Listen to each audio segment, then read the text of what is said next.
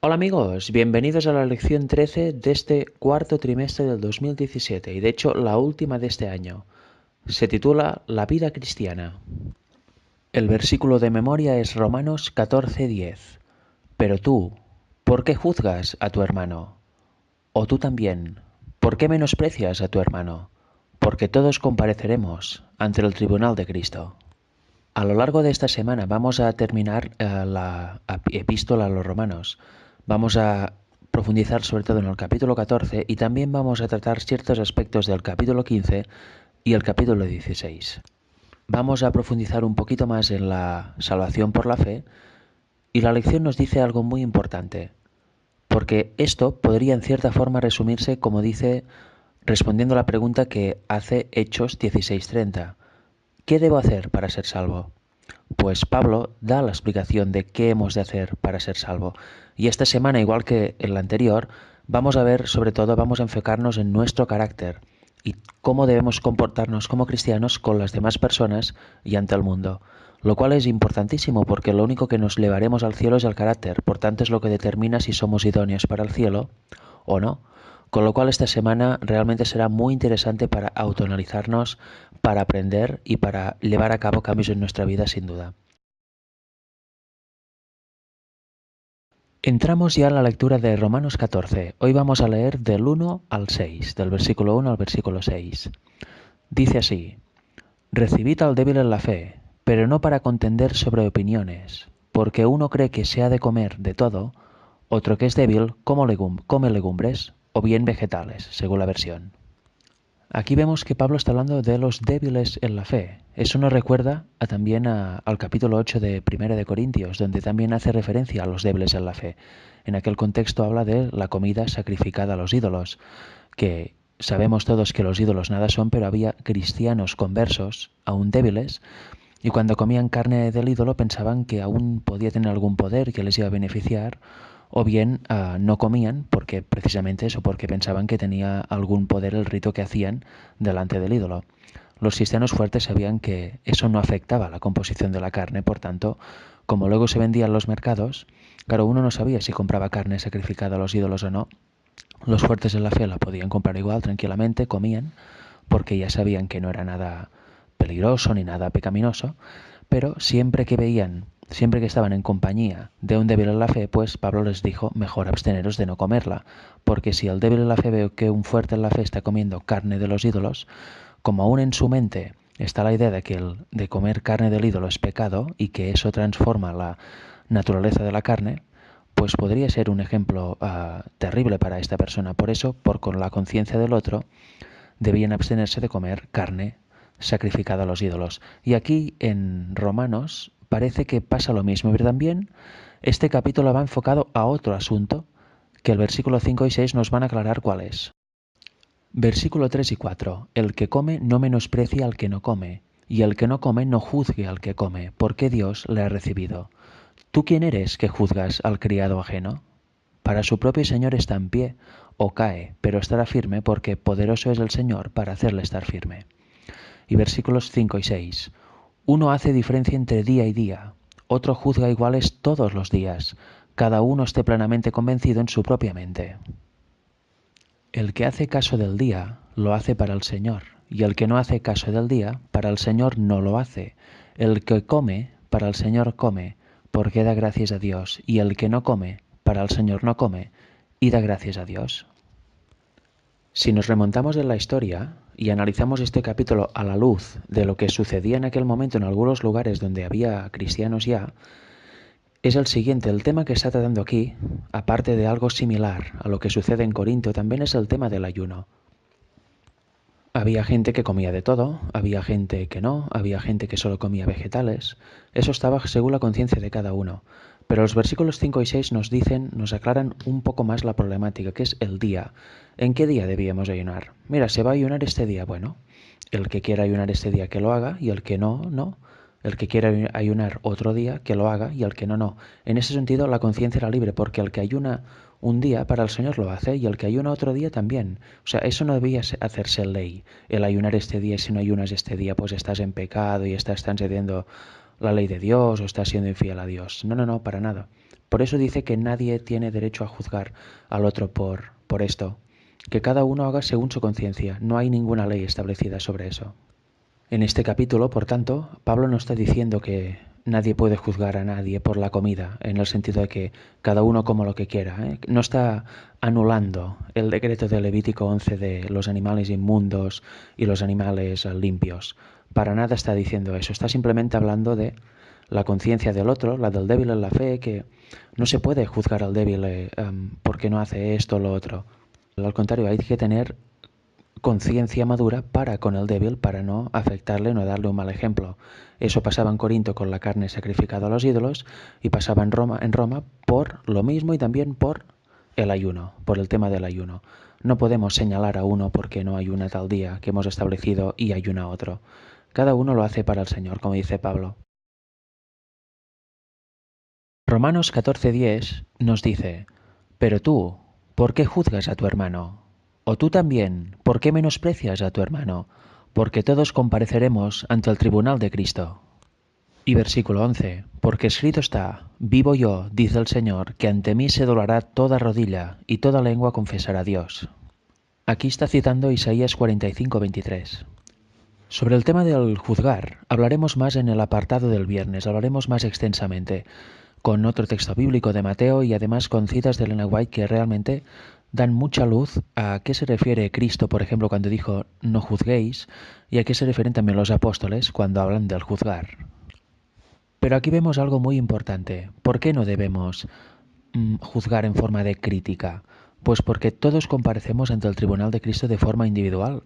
No se vale, no es que yo he estado en tal grupo y he estado en tal denominación o yo he aprendido de tal. No habrá excusa posible. Cada uno de forma individual deberá responder ante el tribunal.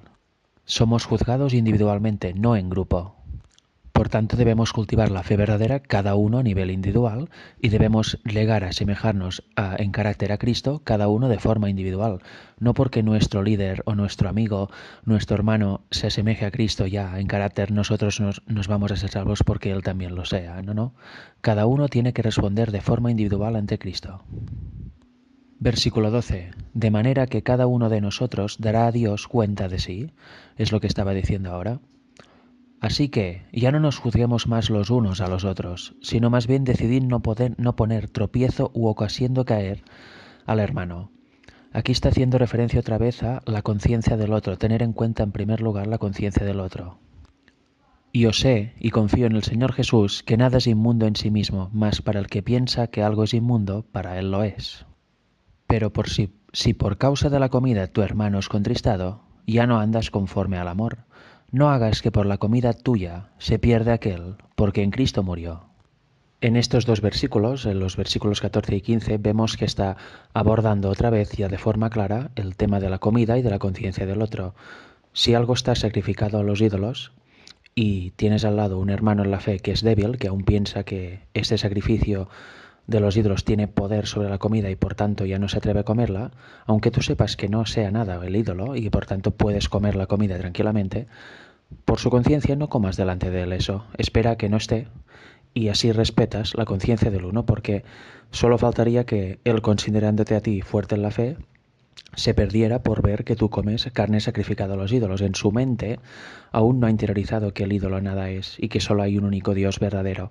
Por tanto, por la conciencia del otro y por amor al otro, no hagas que sucedan estas cosas, no hagas que se pierda por verte comer a ti comida sacrificada a los ídolos y que él empiece a hacerse una historia en su mente que nada tiene que ver con la realidad.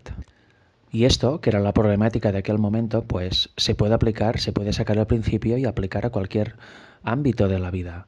Si hay alguna cosa que tú sabes que no es nada porque eres fuerte en la fe, pero sabes que cerca hay algún hermano débil en la fe y puede haber que haces esto, una cosa que no es para nada pecaminosa, pero que en ciertas mentes puede parecer que sí, pues abstente de ella, por la conciencia del otro. No seas egoísta, no hagas que tu hermano se pierda y encima luego le juzgues por tal cosa, por otra cosa. Hay que tener en cuenta siempre al prójimo y tener ese tipo de empatía. Sigue diciendo el capítulo 14 de Romanos, empezando en el versículo 16.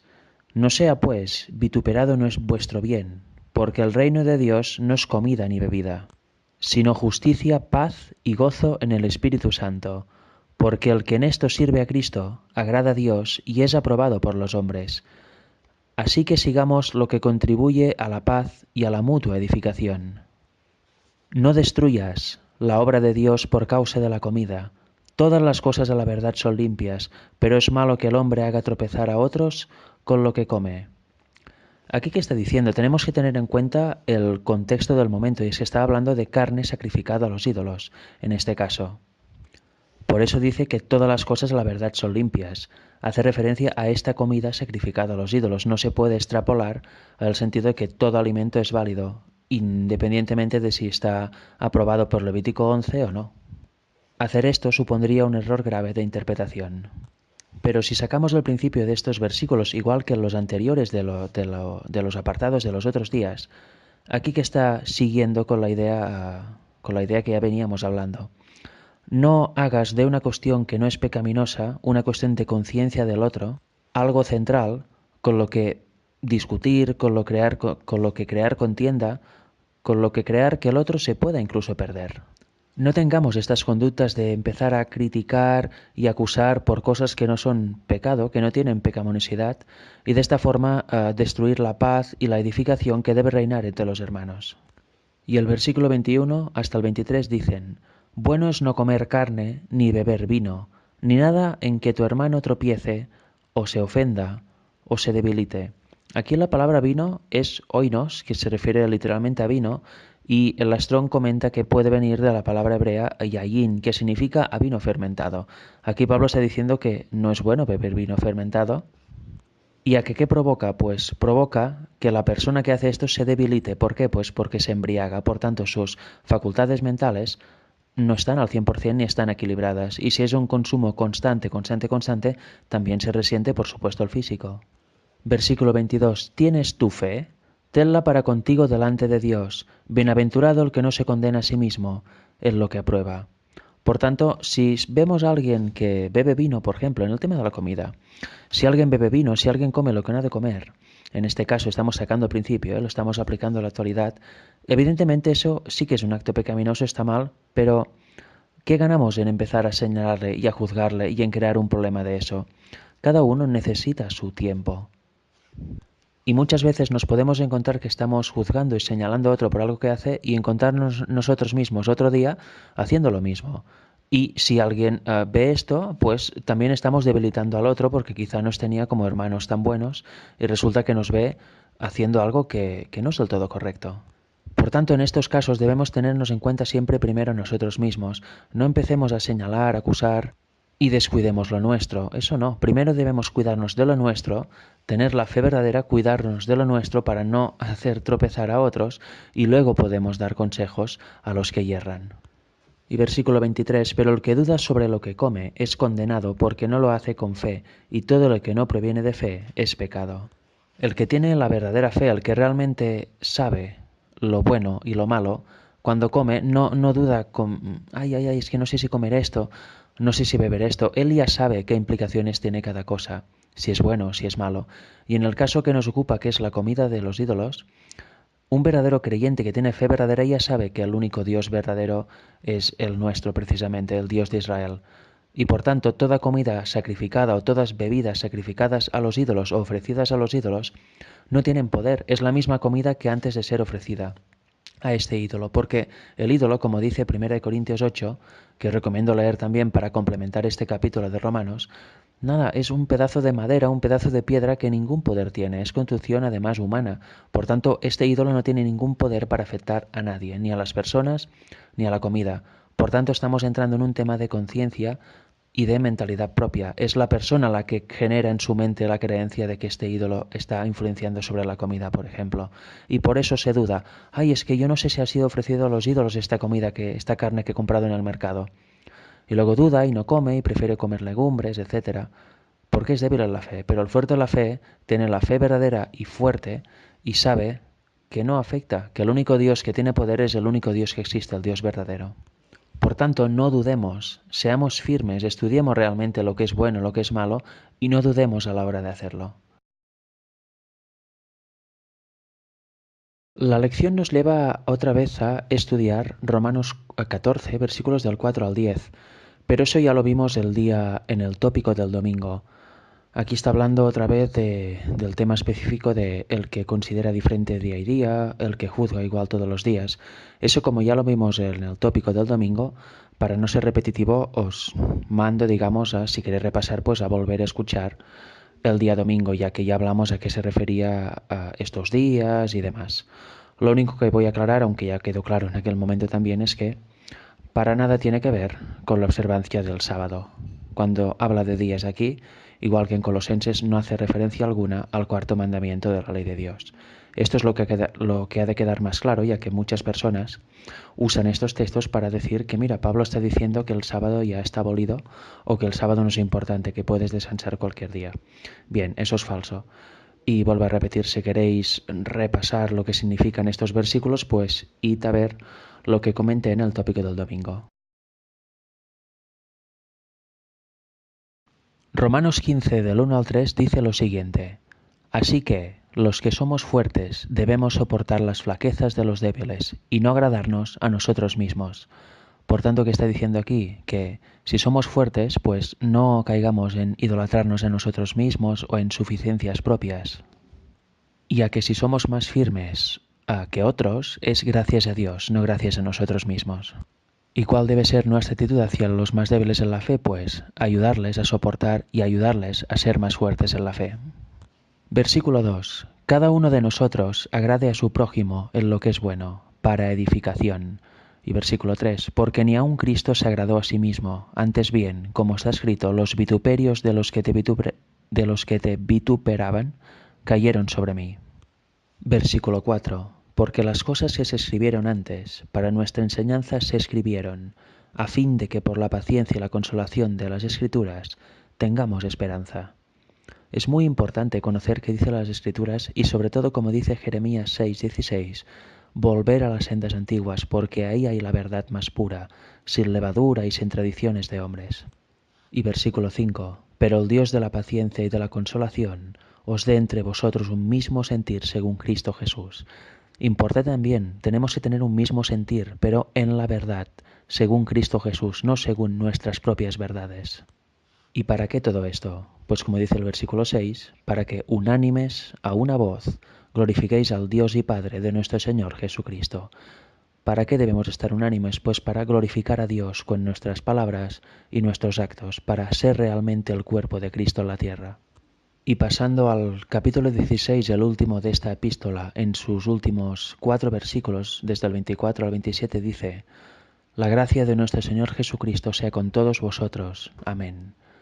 Y al que puede confirmaros, según mi evangelio y la predicación de Jesucristo, según la revelación del misterio que se ha mantenido oculto desde tiempos eternos, pero que ha sido manifestado ahora, y que por las escrituras de los profetas, según el mandamiento del Dios eterno, se ha dado a conocer a todas las gentes para que obedezcan a la fe. ¿Cuál era el misterio? Pues era Cristo. Ese es el misterio, era el misterio. Y versículo 27. Al único y sabio Dios, sea gloria mediante Jesucristo para siempre. Amén. Otra vez haciendo hincapié, tenemos que dar gloria al Padre, tenemos que dar gloria a Dios, y la única forma de darle gloria realmente es a través de Cristo, es reflejando la imagen de Cristo, es aceptando la fe verdadera y entregándonos a Él.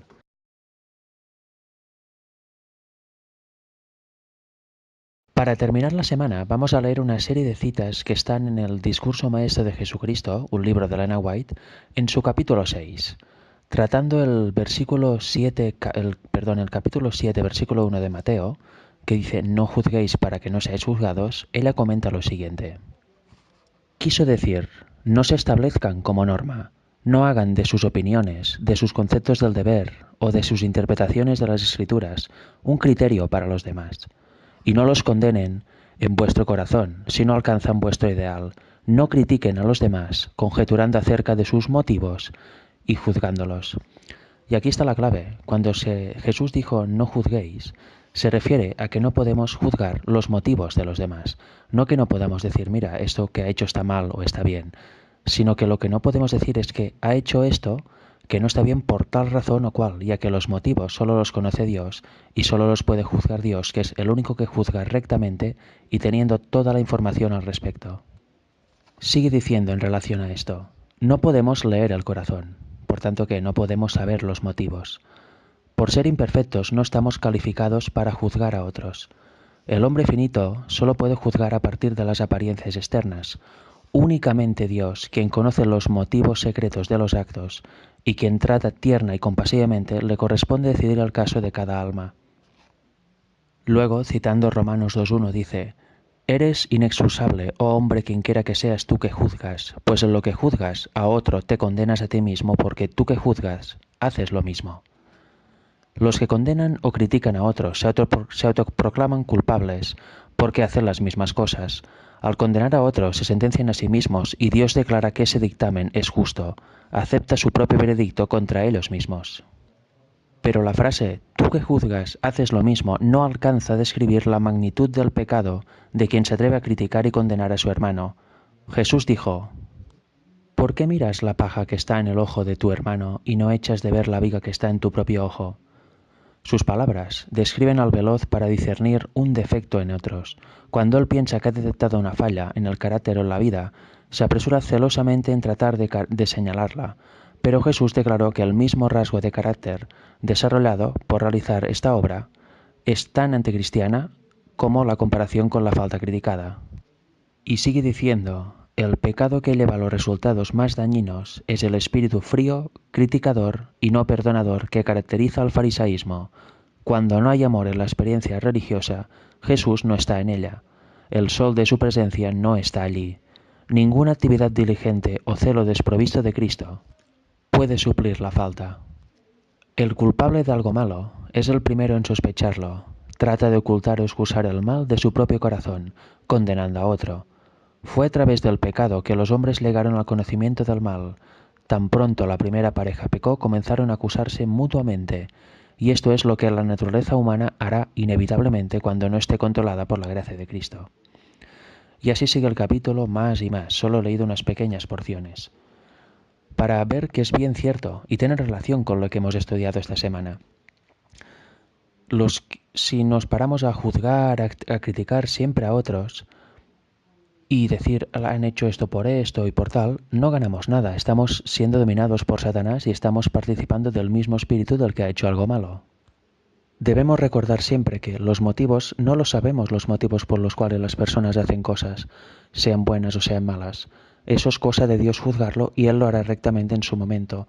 Otra cosa es ver que alguien hace algo malo, tiene una obra mala, y sabemos si eso está malo porque lo comparamos con la Biblia.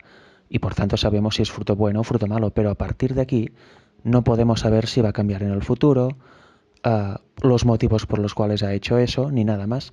Simplemente tenemos el acto concreto que podemos catalogar y etiquetar, pero eso es muy distinto luego de ir señalando que esta persona ha hecho eso, que esta persona ha hecho aquello, y sobre todo diciendo que lo ha hecho por tal motivo. Eso no nos corresponde y forma parte del espíritu satánico. Eso es algo en que es muy fácil caer, ¿verdad? Seguro que todos hemos caído en esto, pero debemos entenderlo, debemos verlo, debemos arrepentirnos y no debemos volver a repetir casos como estos ni actitudes como estas. Solo podemos saber si un árbol es malo o bueno, si una persona es buena o mala, por sus actos, pero jamás podemos discernir o decir sus motivos ni empezar a acusarlos o a etiquetarlos ante los demás. Que Dios os bendiga a todos.